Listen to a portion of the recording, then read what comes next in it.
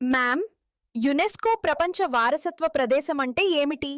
UNESCO అంటే United Nations Educational, Scientific and Cultural Organization. ఇది మానవత్వానికి అత్యుత్తమ సాంస్కృతిక లేదా సహజ విలువలను కలిగి ఉన్న ప్రదేశాలను రక్షిస్తుంది. 3 రకాల సైట్లు ఉన్నాయి: సాంస్కృతిక, సహజ మరియు మిశ్రమ.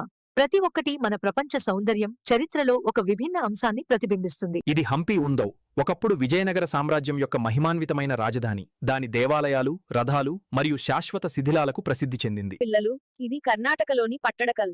ఇక్కడ కళా, వాస్తుశిల్పం కలిశాయి. ఈ ఆలయాలను 8వ శతాబ్దంలో చాళుక్య రాజులు నిర్మించారు. ఇవి హోయసల ఆలయాల పవిత్ర సముదాయాలు. రాతి కళలో అద్భుతాలు. 12వ, 13వ శతాబ్దాల మధ్య నిర్మించబడిన ఈ దేవాలయాలు బేలూరు, హళేబీడు, సోమనాథ్పూర్లో ఉన్నాయి. సూర్య దేవాలయం సూర్య భగవానుడికి అంకితం చేయబడిన ఒక పెద్ద రథం ఆకారంలో ఉంటుంది. ఇది కాలం మరియు సృష్టికి ప్రతీక. తాజ్మహల్ శాశ్వత ప్రేమకు ప్రతీక.